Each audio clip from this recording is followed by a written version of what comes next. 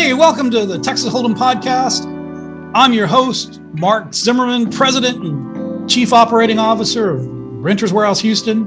And I'm so pleased that Nicole Espinosa, the short sale queen, is joining us today. Nicole, how are you? I'm awesome. Thanks for having me. I'm excited to be here. Well, we are super stoked you're here too. You are definitely a different slant on real estate investing for what you do. So I'm really excited to have you talk today and kind of educate us a little bit about, your work and your company and what you've done. So I always like to lead in because it's really important to hear your backstory. What got you here today versus what you're doing before? We always love to hear that. Yeah, absolutely. So I actually got into the real estate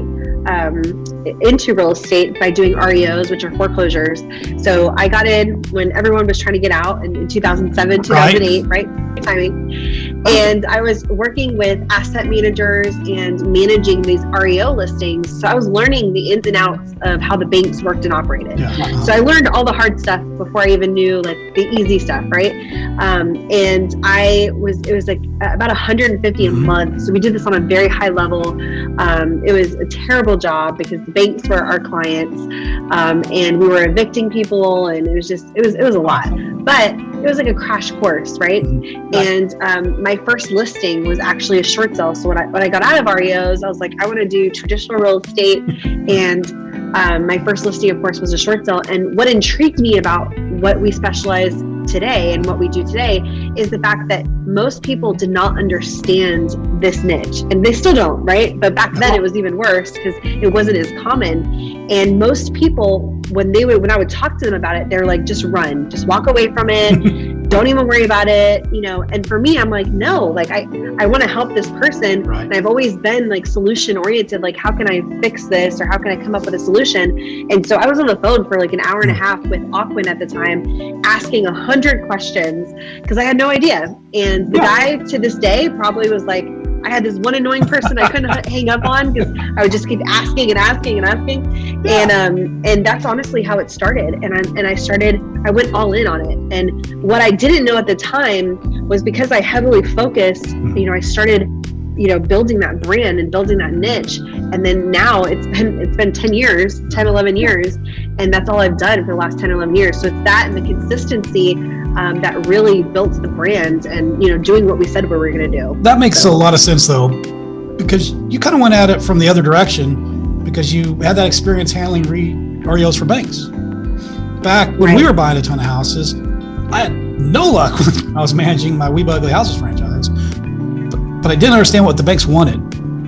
The process it was that you need to do it to make that happen. You had all the experience, right? Coming from that side. So you can flip the pages and like, well, I mean, and of course I didn't know anything about short sales, so I didn't know, but I did know, like you're saying, the concepts of like, okay, this is how the bank works. So I need to ask the right questions, or I need to talk to the right person. So I went into it with that perspective and mindset. And that's also what I teach, because I usually tell people, I'm like, if you're getting a no, it's because you're not asking the right questions, or you're talking to the wrong person who doesn't have the ability to help you. And if you don't know how to navigate, you're never going to get anywhere. No, that's what I found. We probably took the shot at 20, 30 short sales back in my time. And you're always talking to the wrong person, it seemed like. Always. There was a bit of black hole. It got very frustrating. So that's really cool. So I got to ask, kind of step back even further. So like your first foray into your professional career, was it REOs? Yeah. So first job was actually I'm originally from Florida. So I moved to Texas and I was like 19 or 20, so really young. And I was working for a real estate agent at that office. And so I was their assistant. And so I was helping them with their leads and calling the leads or whatever. And then the broker at the time that had all of the REO and HUD accounts was like, she saw me every day and she's like, I need your help. And so she hired me to run her office. And then I ended up taking over the accounts and then really building out all of their systems and our flow of our process because she couldn't handle it. And so when we talk about like getting thrown into something, I remember at the time just being so young and like naive, like Googling what is a resale certificate? What is a homeowners association? Because I was from Florida. I never even lived in a neighborhood with an HOA before. And so, I mean, literally, I was Googling everything, right? And I didn't know anything. The bank would literally give you a legal description. Like, that's it. They're like, here's your new listing. Here's your legal description. Figure it out. I don't even have the name. Block 22 on lot 17. You're like, great. I know, exactly. And we're like, oh man. And at the time, I remember we had MapsGo. So it's going to be really data, right? Like, we had the MapsGo on how we had to chart everything. So it was just crazy. Like, it was just such a crazy time. We had like these paper files. There was no automation. So we had the folders where we had the physical checklist. So that's how we organized everything. And I had people, going out, determining the occupancy of, whether we had to evict them or anything like that. We saw the craziest things of, just the way that what people did because they were so angry. We had so many death threats to the office of like, and then we had people that were trying to negotiate, like, I will leave, but you got to give me $100,000. Like, you've been foreclosed on. What are you talking about?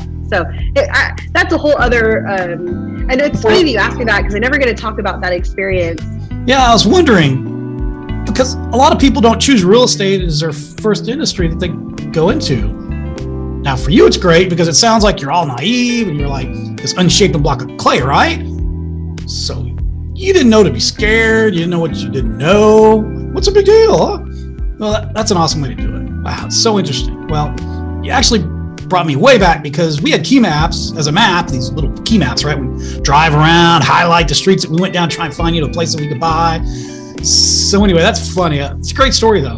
Like, you actually kind of led into my next type of question I always like to ask, which you've already hit on quite a bit. And that is, I'm a real estate investor, maybe more seasoned, and I think your role applies to both, to be honest.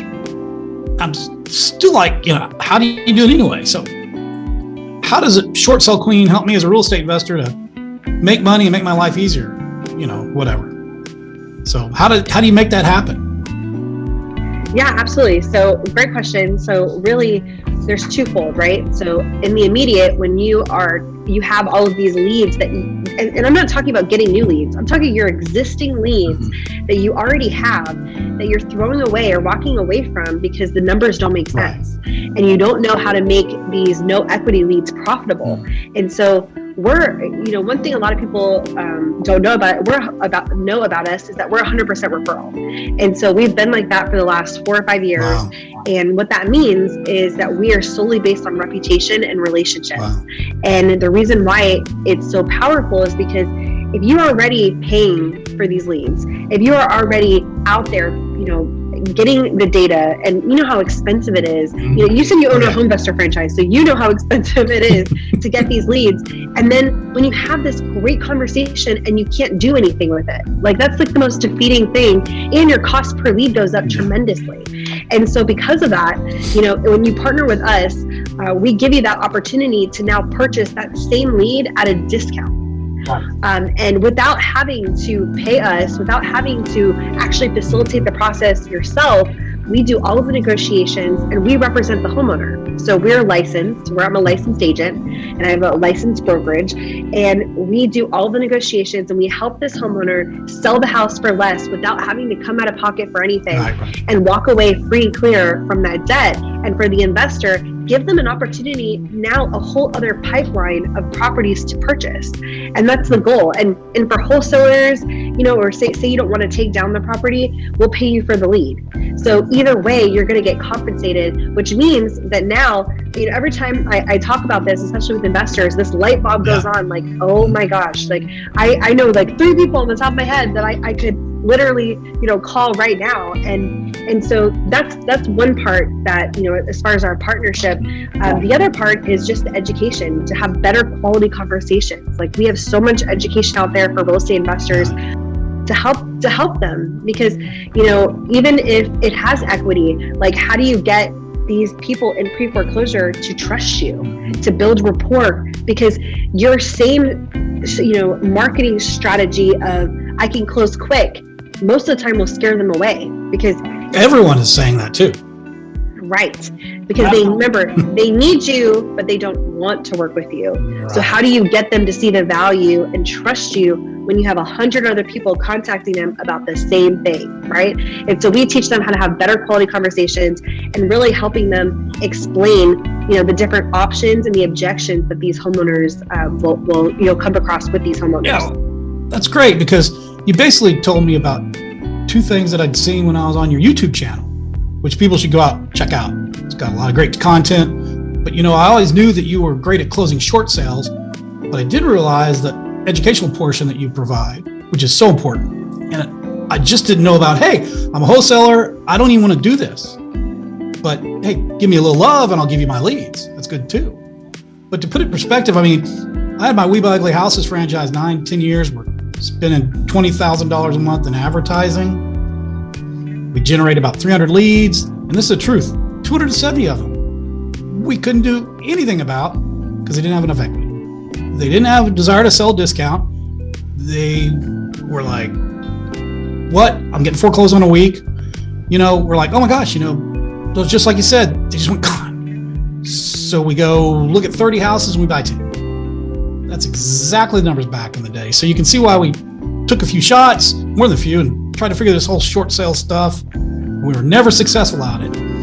But we realized that there was a whole pool of leads that we were missing out on. So you're helping to capture those leads. If you're spending money and time and effort, we can turn to you. And my biggest thing is, especially in this business, because we both know there's so many exit strategies, right? And it's important that you don't try to do all of them, right? You don't need to be the expert in every single exit strategy. You need to have a resource or a tool or someone that you can, connect with or partner with so that you are the expert. That's what makes you the expert, is that you have the ability to connect and provide that solution, even if you're not doing it yourself. And so I say that because with stuff that comes to us, we do the same thing, right? Like, absolutely, we can help you with all of this. All of my girls are well versed in all of the exit strategies and all of the options. And if we personally can't help them, we know someone that can. And so adding us, as another tool in your tool belt is so important, because now you are the expert, the go-to person, where you have the solution, in which most people have no idea about, or even if that's an option. Well, you make a great point. One of the things we talked about being successful in real estate is building a team, right? And making sure that you build your team, that you have the right people on there that can make you appear the expert. It's like, for me, it's been mobile homes. I don't know anything about mobile homes, but guess what? I know someone who loves mobile homes. They buy mobile homes and put them out on a big old lot in the middle of nowhere on a big section of land, and they rent them out. She does very well. But I don't really know about mobile homes, but I can talk about mobile homes. Same thing with lots, right? I usually get a lot of lead calls on lots. I don't think about building property or new construction. I don't know anything about that, but just adding you to their teams, it's definitely a resource that's going to help them to go after some of the leads they might not be able to attack. I get that 100%. So that really ties into our next thing, which is, we talked about the industry, we talked about what you guys do, and I think trust is a big point. What kind of differentiates you from the competition? Because that's important today. Maybe in your industry, not as big. But as we know, as far as the bandit sign on every corner, when I started in 2000, 2001, there was no bandit signs anywhere, no flip this house on TV. There's none of this, and I hate to say it, but it's a lot easier to find properties to quote on. But anyway, so what kind of thing differentiates you guys between someone else who's saying, hey, I'm the short sale king? Well, it's funny that you say that, because I've had so many guys that are like, hey, can I be the short sale king? I'm like, no. Go ahead, try, I don't know, whatever. Go ahead. Yeah, sure. Good luck. No, but I think what differentiates us is the fact that we highly specialize in this. We do this on a very high level. Okay, so most people that might say, hey, I've done short sales before, maybe do 1 or 2. And the thing is, which is fine, but the thing is that because we do it on such a high level, we've worked with every major lender. Okay, we've done literally thousands, and we haven't processed thousands, we've closed thousands, which means that we've seen pretty much every scenario there it is possible. And when you do that much, like, okay, I've come across this already, so I know how to handle it. I know how to get through this. We have contacts at every major lender because we've been doing this for so long. So the other thing too is that I think, the proof is in the pudding, right? Like, we're 100% referral for a reason, which means that our entire company is based off our reputation. So if you ask around about us, you're going to hear the same consistent thing. They're on it. They're going to get it done, and we don't take on anything that we can't close. And our relationships are everything to us. It's literally our entire business. So I think that absolutely sets us apart from really any other company, because the cost of entry is very cheap to get into this business. Like you said, there's so much quote unquote competition, but there really isn't, because most people don't follow through with what they say they're going to do. Exactly. I feel that way. I mean, that's a hot button for me. Something we should get into. I mean, in my world, Renter's Warehouse, property management world, if you call somebody back and actually follow up, it's like crazy. Mind blown, right? I know, our leasing agents actually call back. Oh, you're out of control. But it's really that it's amazing. So I get to say the same thing, that there's other property management companies out there, but really my competition is the DIYer. 85% of rental properties are self-managed. That's my competition. You can't really find a good property management company. So the fact that you guys are doing so well is very rare. Right. So most people are like, I'm not going to manage it myself. The bar is very low, yes. Well, that's great. So I get that, given the experience you had, and the referrals, I think are huge too. I mean, when you said that much earlier, you said that, for 5 years you're living on referrals. That to me is all you need to know, because people don't refer their friends and their family and acquaintances to companies that they think suck. It's just me. I mean, that's just the reason to me that's a really nice testament that you guys are able to, make a living on referrals. That means people are really impressed with you. I appreciate that. Yeah. So we keyed on this a little bit earlier. We were talking about death threats and stuff. We talked about this earlier. I always ask, what kind of funny story might you share without naming the innocent or the guilty? What kind of funny story can you share? Because I always like to hear funny stories in people's industries and even in their own experiences, because you shake your head and you go, that can't be right. I mean, I think if anything, it's like, gosh, we could do a whole podcast just on stories. Kind of like what you said, that you have a YouTube, because if you've been doing this long enough, you deal with the craziest interactions where you're just like, how is this real life, right? I think I use this story in my classes sometimes to kind of make a point, because it was so painful to experience that it sounds so dramatic, but it's literally the worst case scenario. I had a client. Okay, ready? So I talk about this, about how with short sales, especially when you're not paying, that you should kick the tenants out, right? Because I'm like, this is one of those situations where it's not a good look. Like, if they know you're not paying, they're gonna, be an issue for access for the short sale, whatever. So we had a client one time that. No, you mean cash for keys? You're not paying? You mean like cash for keys, or what do you mean by not paying? So what I mean is the owner is doing a short sale, so they're not paying the mortgage, and so the renter knows that they're not paying, but they're still paying rent. Gosh. So then they're like, absolutely not. Like, you're not going to get a free ride and still charge, And so we always tell our clients, like, hey, get the tenants out before we even start the short sale, because there's always so much drama with that. Because we can't do the short sale if we can't get access, right? Yeah. So we had a client one time, and this was in Fort Worth, that, oh my goodness, it was actually an investor. He had 2 properties. It was rentals gone wrong, and they were vacant. And he moved out of his primary home and rented it out, and then now it was vacant. And so he said, hey, I want to do the short sale, but I want to rent it out. And we're like, it's not a good idea. It was very early on in my career, so I was just like, okay, fine, whatever. Should have stuck to my guns, but learned this massive lesson, right? So he rented out to this lady, who then subleases every single room. Okay. Beautiful newer home in Fort Worth, 5 bedrooms. So all the bedrooms are subleased from her, right? So of course, you're renting a room, you're going to lock your room, right? So when we went to get access, we had to get every single person to unlock their room for showings, for the appraiser, for all of that, right? So we finally get over that hurdle of like, okay, now they're unlocked, we finally get access. But this lady was determined. She's like, she did not want to move. The rent was cheaper, obviously, because he just wanted quick money, right? While we're doing the short sale. And so what she did for every single showing, she would sit on the couch, or she would show up in the house in her bra and underwear. By the time we would get approved, the buyers would walk in, see her and walk right out. And of course, this couldn't be an investor, right? Because the house was beautiful. So it just didn't make sense for an investor to purchase it for us to get enough of a discount. And so this was not a lady that you wanted to see in her raw underwear. I'm just going to put that out there. So it was such a nightmare. She successfully scared every single buyer away to the point where she got what she wanted. Like, it ended up getting foreclosed on because we couldn't get her out. The investor went back and forth, did multiple evictions.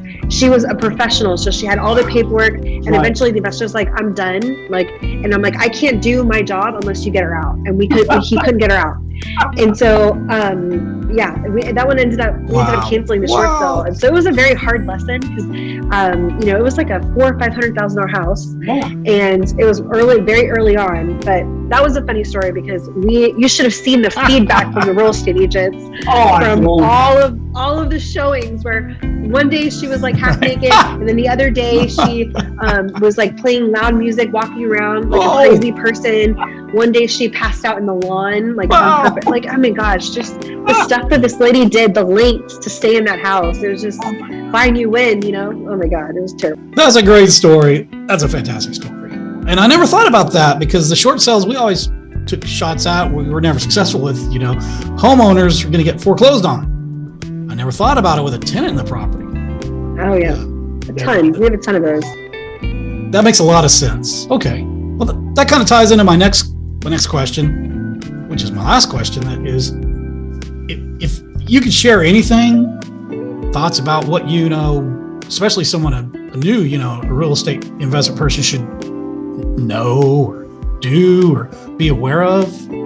Yeah. So I think if you're new to real estate, understanding that consistency is going to be your best friend, right? So consistency is probably the most overused word, but it's probably the most powerful thing that you have in your business. Like we talked about earlier, how the bar is so low, and there's so much truth to that because most people are constantly, chasing this shiny object, and they're doing one thing, then they're doing another or whatever. And the one thing that they don't do is every single day the same thing until they create that momentum. Right. And the momentum that you're going to create in real estate is not going to happen in 2 days. It took me, it's easy to look at someone who is doing really well and say, hey, I want to do that.